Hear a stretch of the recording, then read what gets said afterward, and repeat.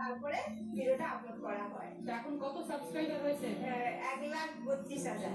এই মাধ্যমে তো উপার্জনও হয়। হ্যাঁ হ্যাঁ, মানে আমরা দুজনে মিলে যা উপার্জন করি, মানে ছেলেদের দরকার নেই, আমরাই পুরোটা সংসার চালিয়ে নিতে পারি। আমাদের 5 জনের সংসার, আমাদের রোজগারই 5 জনের সংসার চলে যাবে, মোটামুটি ভালোভাবে চলে যাবে। বৌভাবে জীবন পেলেন।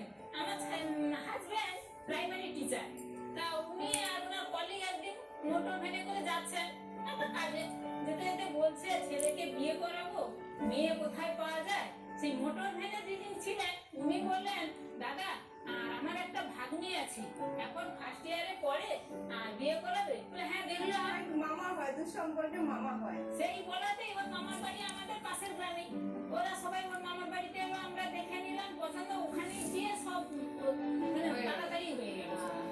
বৌমা কেমন এমনি? না বৌমা ভালো, বৌমা ভালো। এবার কি ও তো সব পড়াশোনা করতো, মানে কাজকর্ম সেরকম জানতো না। আমরা খুব মানে নিম্ন মধ্যবিত্ত ঘরের মেয়ে, তাও কিন্তু খুব আদুরে ছিলাম।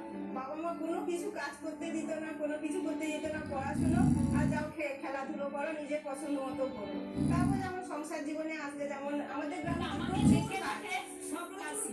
এখন রান্নাটা খুব ভালো করে, রান্নার দিকে আমাকে তাকাতে হয় না, আমি বাড়ির চারদিক ক্ষেত খামার সবকিছু পরিচালনা করি, ও তার রান্নাটাই করে, ওকে একটু হেল্প করে দিই। তো এই যে ধরো ইউটিউব ভিডিও গুলো করেন,